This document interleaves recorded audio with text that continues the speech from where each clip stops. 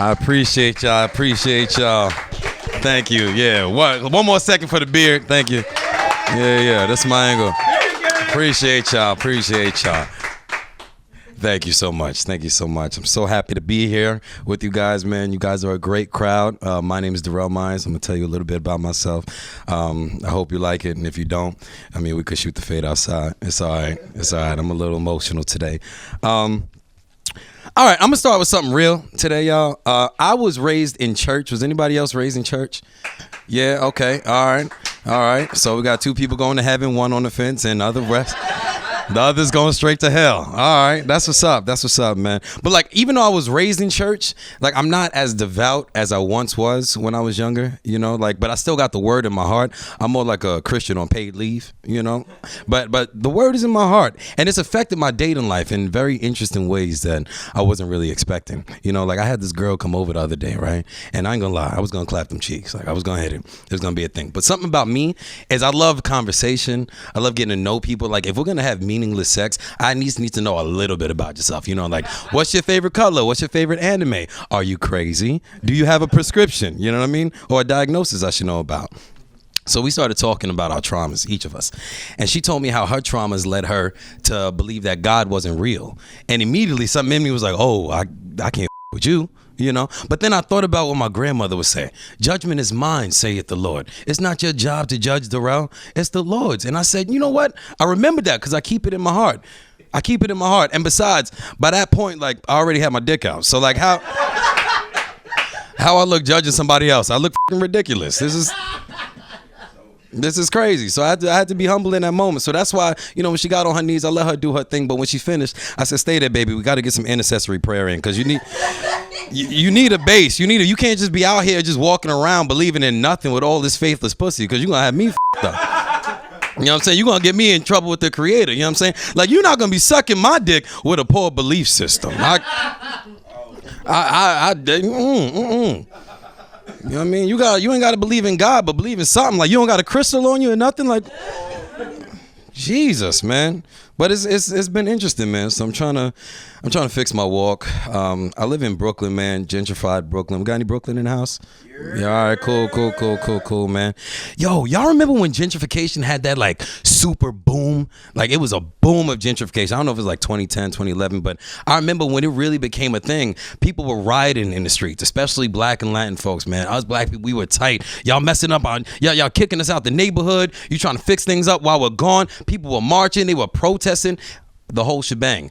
To this day, you'll see those same black people on those same streets now gentrified, but they're not holding picket signs. No, them are holding frozen yogurt.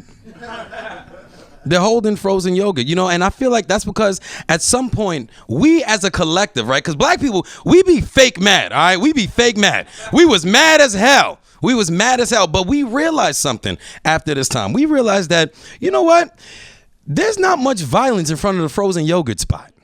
You know what I mean? Like when you see people get shot in the deli, you know what I mean? Or when you see people get shot, they be in a lobby, right? Or in a club or in a party. When was the last time, honestly, y'all, think about it. When was the last time you seen a bulletin on the news that said, this just in, 2 shot and 1 on the run because of a local shooting at the local Pinkberry? Like that, that's never happened. When was the last time you seen 9 in bubble jackets passing the blunt, blocking the entranceway to a froyo? That doesn't happen. You know what I mean? And gentrification is changing the way we move. It's changing our hood culture, man. I see thugs with frozen yogurt frolicking, son. When's the last time you seen a frolic in the hood? Gay niggas don't even do that, and they be out there too. Gay niggas will switch, but they don't frolic. You know what I mean? Frolic takes an extra level of peace that's only provided by frozen yogurt. And we enjoy that as black people, man. We do, and I think we got to be honest about it. Now, look, I live in Crown Heights, Brooklyn. Y'all heard of Crown Heights? Yeah.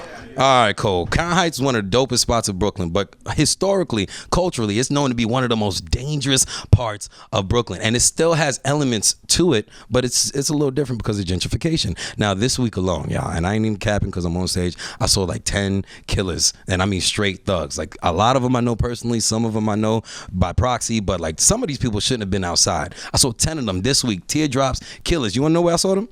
Trader Joe's. Buying farm-raised salmon and trying samples of guacamole in the back. What are we doing, y'all? I'm going through the aisle looking at what I'm looking at, and dude goes, damn, what the f? I'm like, oh, what's going on? Like, you good? You good? He's like, yeah, man, I can't believe it. I'm like, what happened? Goes, no more gluten and lactose free. I'm like, what? What's going on, y'all? Like, what are we doing? Because I'm going to tell you something. I'm a 90s baby. I grew up in the 2000s. Like, back in the 2000s, you know what I'm saying? That was a time when real thugs was around. Like, real thugs. Like, a could get shot 9 times and come back and make multiple debut platinum albums, son. Early 2000s. You mean to tell me thugs nowadays, because gentrification, we not worried about bullets? You know what I'm saying? Bullets ain't a problem. We doing drive-bys with 2% milk. That's what we doing. That's what, like, how gentrification changing our dietary restrictions? It's crazy. It's crazy. And this is why, I love, like, and you know what? I'm not a thug. I'm hood adjacent, you know what I'm saying? But I fuck with the thugs, you know what I mean? And I know I'm hooded just like I'll be around thugs, you know, but I'm still going to school on time, you know. But gentrification is killing out thug culture, man, because in New York, I can't even take gangsters seriously. You know why? Because in New York, you'll find a gangster that's really like, I'm this, I'm that, whatever, but you got a job. You know what I'm saying? Like, you can't be a gang member and pay taxes. That don't work to me. That's why I be afraid of the thugs in LA, because they be unemployed like thugs need to be. You know what I'm saying? You a criminal, but you pay Uncle Sam. All right. You a thug, but you register to vote. Shut up. This crazy, man. Is anybody in the room taking advantage of government benefits? All right. Yeah. I like that. We getting stipend, gang. Yeah, you know, usually when I go to shows, people be nodding their head, and I'm like, stop it. I can smell when food stamps is in the room, you know. I will say this, and maybe this is some hood shit, but when you get a government benefit, it's kind of like a flex. You know what I mean? You're getting it because you need help, but when you get the help, it's like you're around a lot of people that don't got no help, so you feel a little bougie, right? Gentrification, man. Because of gentrification, I'm taking advantage of a government benefit myself that I think supersedes all the government benefits, that changes who you are to your core, okay? You ever heard of the housing lottery? You ever heard of New York housing lottery? I got that. Yeah. Thank you. Let me get real. I got that.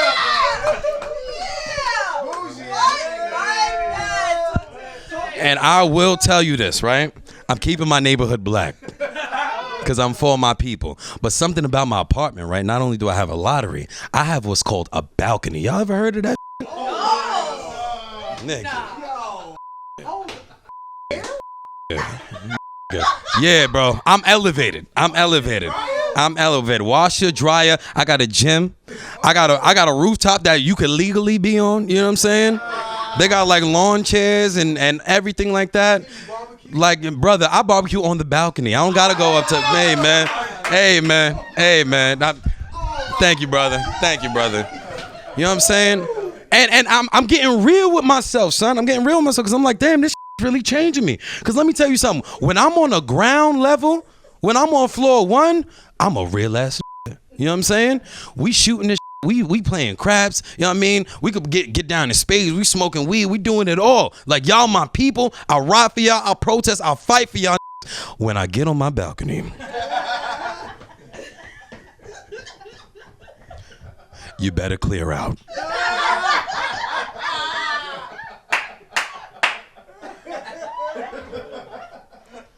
I go upstairs in my house, I'm shooting the dudes for hours. I'm going upstairs, I'm like, all right, y'all be well. They like, all right, cool. I'm like, yo, man, y'all might want to get home. You know what I'm saying? It's getting late out. Some of our neighbors, from what I heard, don't like outside. Man, them word, fuck them. I get on my balcony. I'm like, wow, these are still outside. Wow, okay. They're a little cantankerous. You know what I'm gonna do? I'm finna call the police, because loitering is still a crime. Soon as I get back downstairs. All right, now, y'all be real, you know, because that's what the lottery does to you, man. You know what I mean? And it's a government, and look, man, I pay my taxes, and I like to see my tax dollars hard at work, okay? Oh, you ain't shit. Hey, brother. I'm gonna be real with y'all, man. I've been black all my life, but I have not been an adult all my life. And a lot of things that I had held true to my heart as a black man are conflicting with the ideals and values that I've grown to appreciate as an adult. You know what I'm saying? Like it's some real shit. And I had to ask myself these questions as I grew up. I'm like, yo, like, do you have to abide by street rules if you don't live a street life? Are you a snitch if you pay taxes? Are you a rat if you registered to vote this election season? You know what I'm saying? Like, is that a thing? I had to ask myself because there are a lot of things that go on in the hood that we don't talk about. You know what I'm saying? I have to be at work in the morning, 8 in the morning, 7 in the morning some days, right? And I'm a real ass. I know what the police do to our neighborhood. I know what they've historically done, but I got work tomorrow. You know what I'm saying? I got work tomorrow. So with that being said, if you decide that tonight is the night, I'm gonna do donuts on my dirt bike in front of Derrell's house, my brother, I'm calling the police. Because what's gonna happen is I'm gonna not get sleep. I'm gonna be late to work and I'm gonna get fired. And then I'm gonna be the next doing donuts in front of your house. And that's how spreads, you know what I'm saying? And we gotta stop bringing each other down. That crabs in the barrel gotta stop. That gotta stop. That gotta stop. I believe that as black people, you know, the world is against us a lot. There's a lot of things working against us. So we gotta work extra. We gotta do double what the next man, what the next woman does, you know? And I feel like we all need to be striving towards something, building towards something, working towards something. And if one of us is not doing that, then it's up to us and nobody else to hold each other accountable. Do we agree with that? Yeah. We agree with that. Okay, cool. Now look, I know school is not for everybody. Right? If you're not going to school, I think you should learn a trade. If you're not going to learn a trade, sell drugs. At least it's work. You know what I mean? But do something. Because me, I see the same dudes on my block every day doing nothing. When I go to work, they there. When I come home, they there. You know? And if you're not working, you're not going to school, you're just sitting around getting high and drunk all day, I'm going to hold you accountable. How? By calling the police, brother. I'm gonna send you to jail. Not because I want to see you suffer, but because I love you. I'm jailing you with love. Because when you go to jail, 2 things are gonna happen. And I used to say this to my 3rd grade students, okay? 2 things are gonna happen when you go to jail. Either you're going to learn a trade.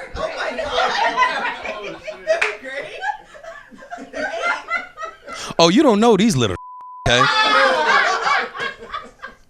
In my 3rd grade class, ain't no rapping a young M.A. and you don't know your ABCs. We're not doing that. We're not doing that, okay? We're not doing that. You're going to jail, okay? 2 things are going to happen. Either you're going to learn a trade or you're going to convert to Islam. But regardless, you will know the value of hard work. This is my contribution to my people.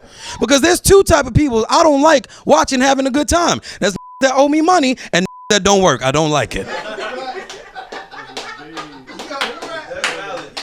Why are you broke and happy? Because you may know, maybe you smart, maybe you know something I don't because I work and I'm upset.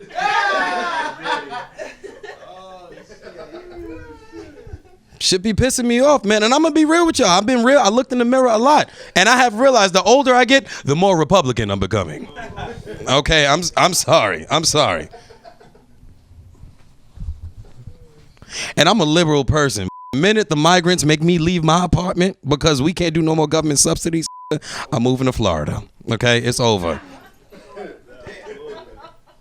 Don't take me out of my liberalism, please. Please. I think it's very interesting, man. Just, I know I probably sound a little up, but this is something called tough love. All right. Are we big on mental health in the room? Yeah. We big on mental health? All right, cool. Sometimes I felt that. I feel like I do feel like us as a people though, like we've as black people gotten a lot better at addressing mental health and mental health issues, right?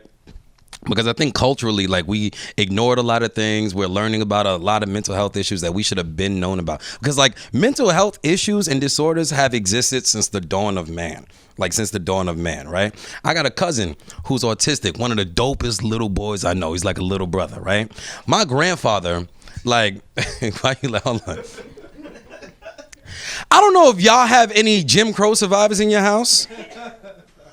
But getting a Jim Crow survivor to understand what autism is, it was easier to have this learn about Facebook than it was autism, okay?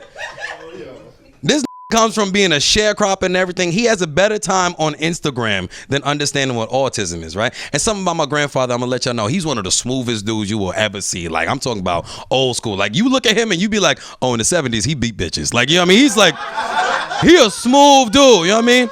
He a deacon in the church now, but he got that walk, that Denzel, you know what I'm saying? Like, he a cool dude. And he see me, so and my mom's very fashionable. So when we take family pictures, like, we look really, really good, right? So we got my little cousin EJ. Now he in high school now, but when he was younger, like, you know what I mean, he was a little more excited, right? So when EJ gets excited, or when it's time to take a picture, right, he lets out the biggest smile he could possibly let out, right? So all of us are in the picture like, all right, y'all say cheese, and here go EJ. Right? Now, my aunt and uncles, they know the situation. Me and my mom, we know the situation. My grandfather don't get that, right? So he like, EJ, stop that shit. Stop that, right? And we're like, yo, grandpa, chill out. He's autistic. Like, he's autistic. He was like, I ain't never seen that paint nothing. And what that got to do with his pictures? And I'm like, bro. So the fact, it took a while to hit. I know. It's all right. The fact that we're doing better as a people means a lot to me, right? And since I knew a little bit about autism, right? Because a lot of my friends had autistic siblings and family members and everything like that. I did the walk and everything. But when it hit home, was one of my family members, my little brother, I'm like, all right, let me get a hold of this thing and research how to deal with it and how to accept it and all of that. And I learned, right? I learned this. Most people with mental disabilities or mental disorders, they don't really have their voices heard often, right? And I was like, wait a minute. So autism is a millennia year old, right? Years old. That's 1,000 years. The first diagnosed case of autism was 1,000 years ago. That means that this predates slavery. So statistically speaking, that must mean that there were some autistic slaves. Why did we never hear about that? What were their stories? And how did that look? So I got to thinking to myself, right? And I'm like, if we knew then what we knew now, then maybe we wouldn't be using terms like coon and sellout as often as we do, because maybe it's just a misunderstanding. Because how would it look with an autistic slave? You have 10 slaves, 12 enslaved into hold on, y'all stay with me, hold on. Because I'm a history buff, you know what I'm saying? I used to be a teacher. I'm trying to figure this out now, right? So you got maybe 10, 12 enslaved Africans tired of this bullshit, planning their escape. They're like, all right, so we're gonna leave at this time. We're gonna be out, da-da-da. And then somewhere you got old Tobias 5 feet away talking about dinosaurs and mathematics. And you like, yo, Tobias, chill out. Master gonna find out you count better than him. You gonna get in trouble.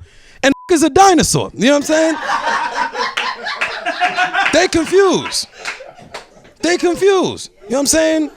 Is getting beat up all day for picking up the cotton, putting it in the sack all slow and shit. Master calling Tobias lazy. He's not lazy. He's putting them in one by one. The got a system. It works for him.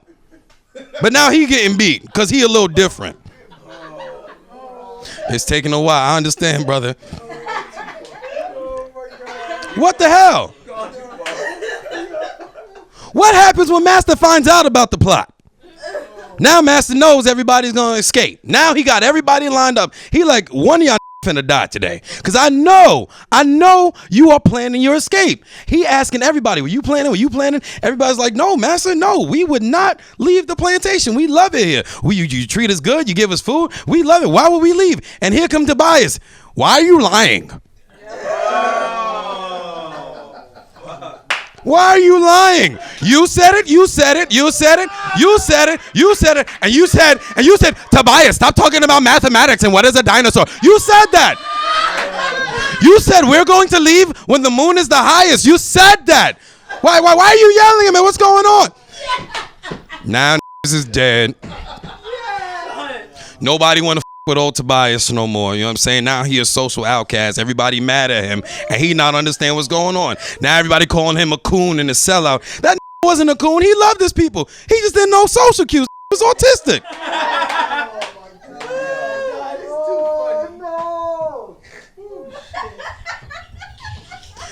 Think about everybody you done called a coon in your life.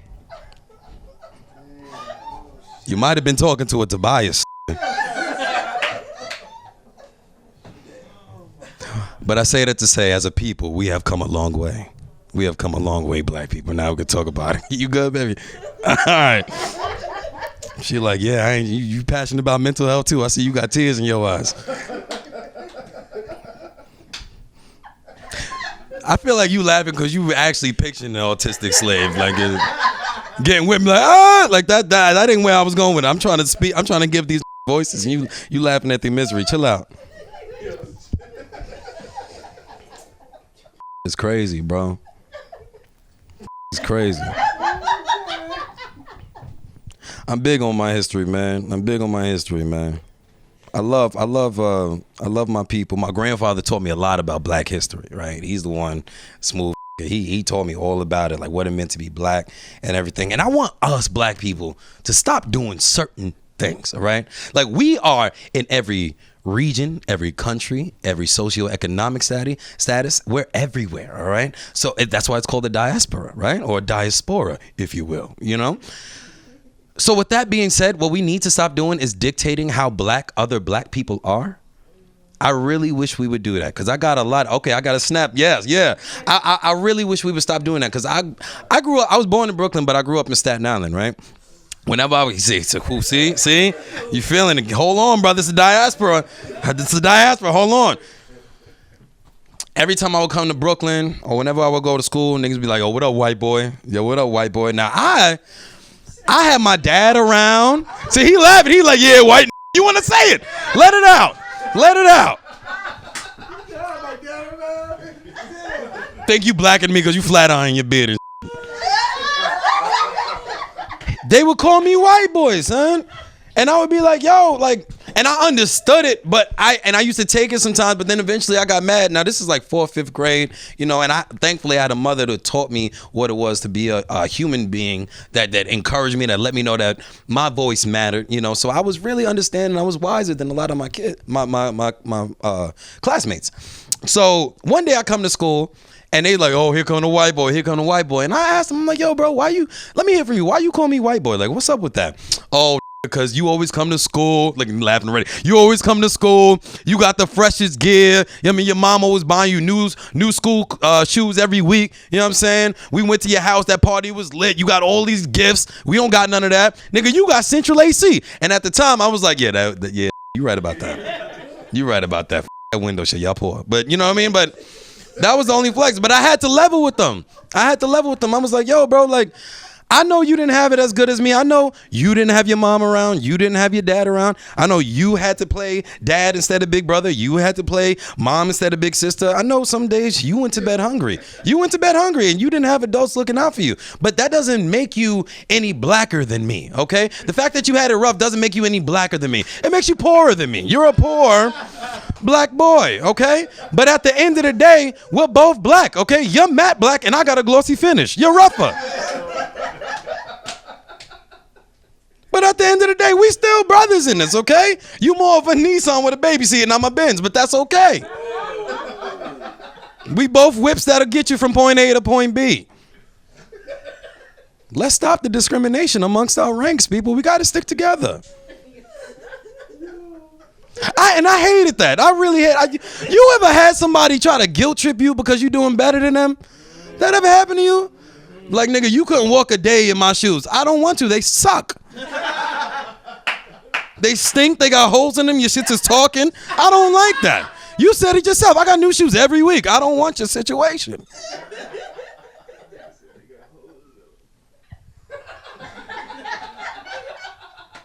Who wants your shoes? They came from the telephone wire. I go to Foot Locker.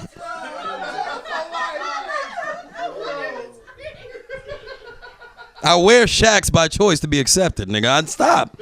Don't make me say it.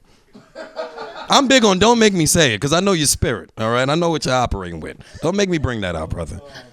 Turning me into the bad guy. And it's like this, because there's like certain people, if they're doing like worse than you, then they get to comment on how good you looking. You know what I'm saying? Like fat people look at skinny people and be like, look at this skinny person. Look at this athletic. You know what I mean? And a fat person be thinking like, you can't say nothing back. Says who? Come around, niggas be like, look at this skinny.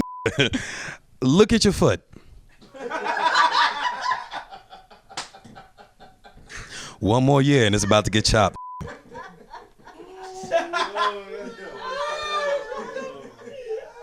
And that's not even me ragging on you. You have a sodium issue. Oh, we're not commenting on each other's looks anymore? Let me tell you something. Let a nigga in a wheelchair get mad at me.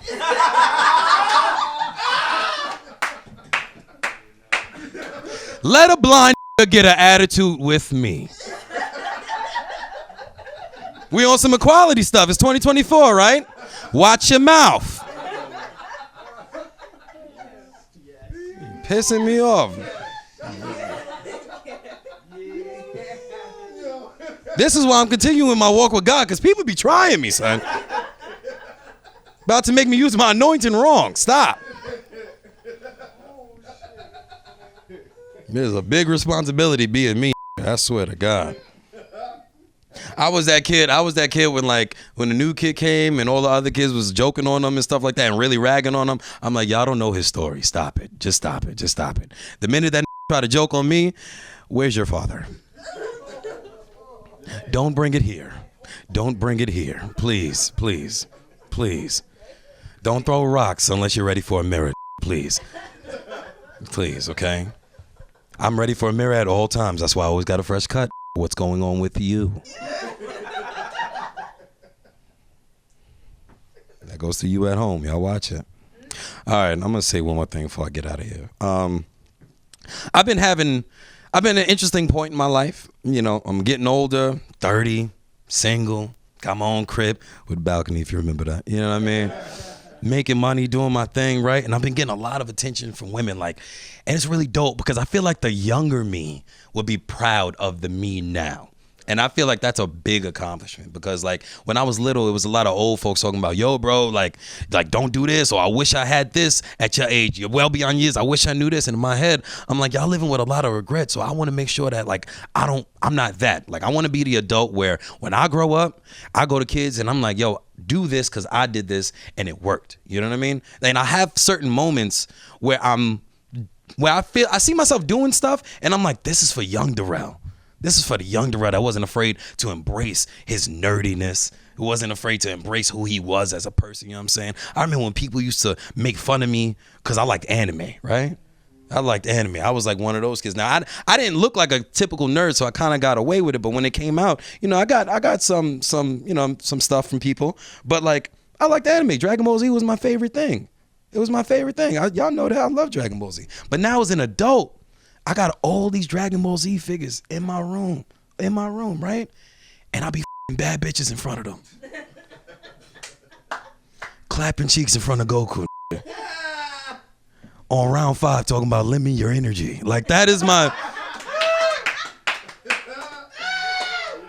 So proud of myself. I got a beard now, this lit. It's amazing. I think a little Derrell, you know what I mean? This is dope. So I'm at this point in my life. I've been getting a lot of attention from a lot of dope women, which is cool. But I've also been getting a lot of attention from men, which is weird. It was really new, bro. It was really new. It's really new. This dude slid in my DMs the other day. He said, excuse me, I seen your content. I seen what you got going on. I don't want to waste your time. You are a king. And not only that, you are a beautiful black king. And furthermore, I think I am the king that could treat you like the king you deserve to be treated like. And I ain't gay, but that at me damn, it's flew me out, you know what I'm saying?